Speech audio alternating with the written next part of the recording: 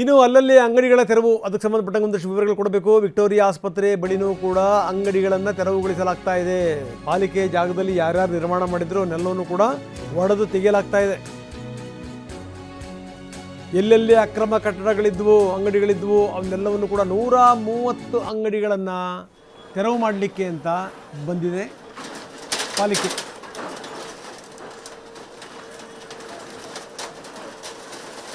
Victoria ಆಸ್ಪತ್ರೆ ದೃಶ್ಯಾವಳಿಗಳು.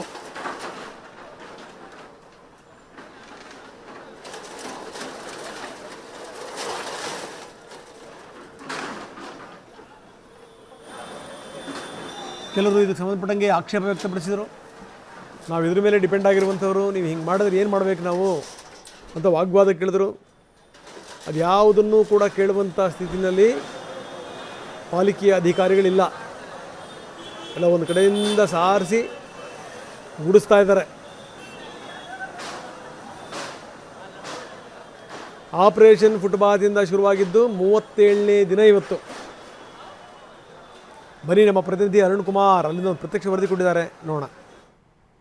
ಬೆಂಗಳೂರಿನ Victoria ಆಸ್ಪತ್ರೆಗೆ ಒತ್ತಿರಿಸಿಕೊಂಡಂತಹ ತೆರವು ಕಾರ್ಯಾಚರಣೆ ಇದೀಗ ಮಾಡ್ತಿರುವಂಥದ್ದು. ಸದ್ಯ ದೃಶ್ಯಾವಳಿಗಳಲ್ಲೂ ಸಹ ನಾನು ನಿಮಗೆ ತೋರಿಸ್ತಾ ಇದ್ದೀನಿ. ಈಗಾಗಲೇ ವಿಕ್ಟೋರಿಯಾ ಆಸ್ಪತ್ರೆಯ ಗೋಡೆಗೆ ಅನೇಕ ಅಂದರೆ ಅಂಗಡಿ ಮಳಿಗೆಗಳು ತಲೆ ಎತ್ತಿ ನಿಂತಿದ್ವು. ಅದನ್ನು ಈಗಾಗಲೇ ತೆರವು ಮಾಡುವಂತಹ ಕೆಲಸ ಇಲ್ಲಿ ನಡೀತಿರುವಂಥದ್ದು. ಸದ್ಯ ದೃಶ್ಯಾವಳಿಗಳಲ್ಲೂ ಸಹ ನಾನು ನಿಮಗೆ ತೋರಿಸ್ತಾ ಹೋಗ್ತಾ ಇದ್ದೀನಿ. ಈಗಾಗಲೇ JCP ಮುಖಾಂತರವಾಗಿ ಇಲ್ಲಿಯ GBA ಅಧಿಕಾರಿಗಳು ಮತ್ತು ಪೊಲೀಸ್ ಇಲಾಖೆಯ ಸಮನ್ವಯದಿಂದ ಕಾರ್ಯಾಚರಣೆ ನಡೀತಿರುವಂಥದ್ದು. ಸದ್ಯ ದೃಶ್ಯಾವಳಿಗಳಲ್ಲೂ ಸಹ ನೋಡ್ತಾ ಇರ್ಬೋದು. ಈಗಾಗಲೇ ಸರಿಸುಮಾರು 130ಕ್ಕಿಂತ ಹೆಚ್ಚು ಮಳಿಗೆಗಳು ಇದೇ ವಿಕ್ಟೋರಿಯಾ ಆಸ್ಪತ್ರೆಯ ಗೋಡೆ ಸುತ್ತಮುತ್ತಲೂ ಇರುವಂಥದ್ದು. ಮುಂಚಿತವಾಗಿಯೇ ಇದನ್ನು ತೆರವು ಮಾಡಿ ಅಂತಲೂ ಸಹ ಪ್ರತ್ಯೇಕವಾಗಿ GBA ಅಧಿಕಾರಿಗಳು ಎಲ್ಲ ಇಲ್ಲಿದ್ದಂಥ ಬೀದಿ ವ್ಯಾಪಾರಿಗಳ ಬಳಿ ಮನವಿಯನ್ನು ಸಹ ಮಾಡಿದ್ರು.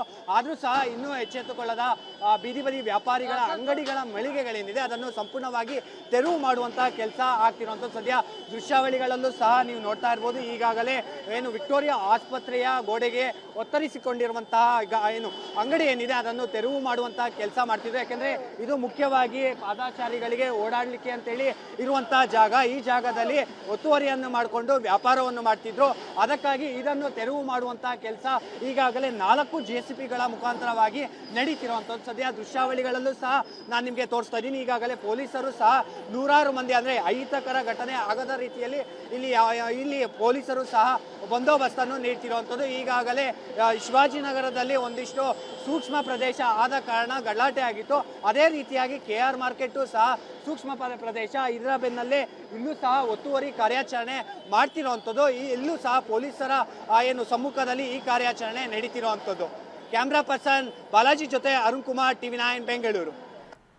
ಇನ್ನು ಅಂಗಡಿಗಳ ಒತ್ತುವರಿ ತೆರವಿನ ವಿಚಾರಕ್ಕೆ ಸಂಬಂಧಪಟ್ಟಂಗೆ ಕೆಲವರು ವಾಗ್ವಾದ ಕೇಳಿದ್ರು. ನಾವು ಇದ್ರ ಮೇಲೆ ಡಿಪೆಂಡ್ ಆಗಿದ್ದೀವಿ, ನಾವು ಏನು ಮಾಡಬೇಕು ಅಂತ ಕೇಳಿದ್ರು. ನ್ಯಾಯ ಬೇಕು ನ್ಯಾಯ ಅಂತ ಘೋಷಣೆ ಕೂಡ ಹಾಕಿದ್ರು. ಯಾವುದೇ ಕಾರಣಕ್ಕೂ ನಮ್ಮ ಅಂಗಡಿಗಳನ್ನು ಮುಟ್ಟಕ್ಕೆ ಬಿಡಲ್ಲ ಅಂದರು. ನಾವು ತೋರಿಸ್ತಾ ಇದೀವಿ ನೋಡಿ. ದೌರ್ಜನ್ಯ ಮಾಡ್ತಾ ಇದ್ದಾರೆ. ದೌರ್ಜನ್ಯ ಇದು ಕಾನೂನು ಪ್ರಕಾರ ದೌರ್ಜನ್ಯ ಇದು. ಓಪನ್ ಮಾಫಿಯಾ ಏನ್ ಸರ್ ಇದು? ಧೋಕಾಬಾಜ್ ಸರ್ಕಾರ ಹೈಕೋರ್ಟ್ ಧೋಕಾಬಾಜ್ ಮಾಡಿದ್ರು ನಮ್ಗೆ, ಸುಪ್ರೀಂ ಕೋರ್ಟ್ ಧೋಕಾಬಾಜ್ ಮಾಡಿದ್ರು ನಮ್ಗೆ. ಎಲ್ಲ ಎಷ್ಟು ಜನ ನಮ್ಗೆ ಮೇಲೆ ಏನ್ ತಗೊಂಡ್ಬೇಕು ಪ್ರಾಪರ್ಟಿ, ನಮ್ಗೆ ಮೇಲೆ ಏನ್ ನಾವು ರಿಜಿಸ್ಟರ್ ಮಾಡ್ಬೇಕು? ನಮ್ಮ ಮಾನ್ಯ DK ಶಿವಕುಮಾರ್ಗೆ ನಾವು ರಿಕ್ವೆಸ್ಟ್ ಮಾಡ್ತೀನಿ, ಪ್ಲೀಸ್ ನಮ್ಗೆ ಹೆಲ್ಪ್ ಮಾಡಿ. ನಮ್ಗೆ ನಾಳೆ ನಮ್ಗೆ ಸ್ಟಾಪ್ ಮಾಡಿ, ನಮ್ಗೆ ಕೆಲಸ ಇದೆ ಪ್ಲೀಸ್. ಬರೀ ಗದ್ದಲ ಗಲಾಟೆ ನಡೀತಾ ಇತ್ತು, ವಾಗ್ವಾದ ನಡೀತಾ ಇತ್ತು. ಇದಕ್ಕೆ ಸಂಬಂಧಪಟ್ಟಂಗೆ ಅರುಣ್ ಒಂದು ವರದಿ ಕೊಟ್ಟಿದ್ದಾರೆ, ನೋಡೋಣ. ವಿಕ್ಟೋರಿಯಾ ಆಸ್ಪತ್ರೆಯ ಪಕ್ಕದಲ್ಲಿರುವಂತಹ ಜಾಗವನ್ನು ಒತ್ತುವರಿ ಮಾಡಿಕೊಂಡಿರುವಂತಹ ಜನರಿಗೆ ಬಿಸಿ ಮುಟ್ಟಿಸುವಂತಹ ಕೆಲಸ ಈಗಾಗಲೇ GBA ಅಧಿಕಾರಿಗಳಿಂದ ನಡೀತಿರುವಂಥದ್ದು. ಆದರೆ ಇದಕ್ಕೆ ನಾವು ಬಿಡೋದಿಲ್ಲ ಅಂತೇಳಿ ಒಂದು ಕಡೆ ಇಲ್ಲಿಯ ಸ್ಥಳೀಯ ಬೀದಿ ಬದಿ ವ್ಯಾಪಾರಿಗಳು ಆಕ್ರೋಶವನ್ನು ಹೊರಹಾಕ್ತಿರುವಂಥದ್ದು. ಇದರ ಬೆನ್ನಲ್ಲೇ ಪೊಲೀಸ್ ಅವರು ಇದನ್ನು ಸಂಪೂರ್ಣವಾಗಿ ಹತೋಟಿಗೆ ತೆಗೆದುಕೊಳ್ತಿರುವಂಥದ್ದು. ಯಾಕೆಂದರೆ ಈಗಾಗಲೇ ಕಳೆದ 2 ದಿನಗಳ ಮುಂಚಿತವಾಗಿಯೂ ಸಹ ನಿಮಗೆ ಪ್ರಮುಖವಾಗಿ ಇಲ್ಲಿ ಯಾವುದೇ ರೀತಿಯಾದಂತಹ ಅಂಗಡಿಗಳು ಇರಬಾರ್ದು ಅಂತೇಳಿ ಹೇಳಿರುವಂಥದ್ದು. ಆದರೂ ಸಹ ಇನ್ನೂ ಎಚ್ಚೆತ್ತುಕೊಂಡಿಲ್ಲ.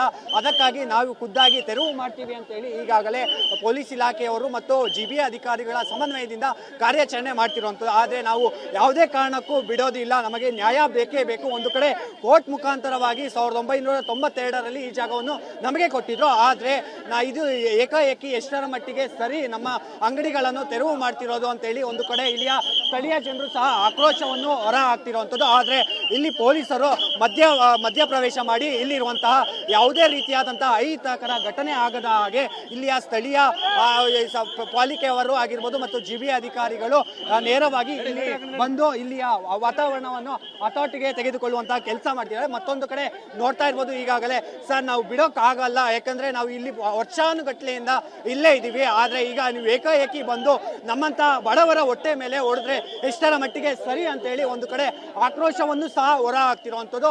ಆದರೆ ಪೊಲೀಸ್ ಅವರು ಇದ್ಯಾವುದಕ್ಕೂ ಸಹ ಕನಿ ಮುಲಾಚು ಇಲ್ಲದೆ ನಾವು ಎಲ್ಲವನ್ನು ಎತ್ತಬೇಕು ಅಂತೇಳಿ ಈಗಾಗಲೇ ಎತ್ತಿಸುವಂತಹ ಕೆಲಸವನ್ನು ಸಹ ಮಾಡ್ತಿರುವಂಥದ್ದು. ಯಾಕೆಂದ್ರೆ ಕಳೆದ 2 ದಿನಗಳ ಮುಂಚಿತವಾಗಿಯೂ ಸಹ ನಾವು ಹೇಳಿದ್ವಿ, ಆದರೆ ಇದ್ಯಾವುದು ಸಹ ನೀವು ಕೇಳಿಲ್ಲ. ಆದರೆ ಈ ನೇರವಾಗಿ ಈಗಾಗಲೇ ಸಚಿವರ ಸೂಚನೆ ಇದೆ, ಜೊತೆಗೆ ಕೋರ್ಟ್ನ ಆದೇಶವೂ ಸಹ ಇದೆ, ಅದರ ಬೆನ್ನಲ್ಲಿ ನಾವು ಕಾರ್ಯಾಚರಣೆ ಮಾಡ್ತಿದ್ದೀವಿ ಅಂತೇಳಿ ಇಲ್ಲಿದ್ದಂಥ ಅಂಗಡಿ ಮಾಲೀಕರಿಗೂ ಸಹ ಹೇಳ್ತಿರುವಂಥದ್ದು. ಕ್ಯಾಮ್ರಾ ಪರ್ಸನ್ ಬಾಲಾಜಿ ಜೊತೆ ಅರುಣ್ ಕುಮಾರ್, TV9 ಬೆಂಗಳೂರು. ಇನ್ನು 37ನೇ ದಿನಕ್ಕೆ ಕಾಲಿಟ್ಟಿದೆ ಫುಟ್ಪಾತ್ ತೆರವು. ಈ ಫುಟ್ಪಾತ್ ಆಪರೇಷನ್ ಇದೆಯಲ್ಲ, 37ನೇ ದಿನ. ಈ KR ಮಾರುಕಟ್ಟೆ ಸುತ್ತಮುತ್ತ ಈ ಒತ್ತುವರಿ ತೆರವು ಕಾರ್ಯಾಚರಣೆ ಸಾಗ್ತಾ ಇದೆ. ಈ KR ಮಾರುಕಟ್ಟೆ, ಫ್ಲೈಓವರ್, ಅದ್ರ ಕೆಳಗಡೆ ಇರುವಂಥ ಅಂಗಡಿಗಳು, ಇವು ಫ್ಲೈಓವರ್ ಕೆಳಗಡೆ ಎಲ್ಲ ಅಂಗಡಿಗಳನ್ನ ಮಾಡ್ಕೊಂಡ್ಬಿಟ್ಟಿದ್ರು, ಕಟ್ಟಿಬಿಟ್ಟಿದ್ರು. ಈ 3 JCBಗಳನ್ನು ಬಳಸಿ ಇವುಗಳನ್ನು ನೆಲಸಮ ಮಾಡಲಾಗಿದೆ. ಪೊಲೀಸರು ಸ್ಥಳೀಯ ವ್ಯಾಪಾರಿಗಳ ನಡುವೆ ಏನೇ ವಾಗ್ವಾದ ಆದರೂ ಕೂಡ ಅಧಿಕಾರಿಗಳು ಕೇಳುವಂಥ ಸ್ಥಿತಿಲಿಲ್ಲ.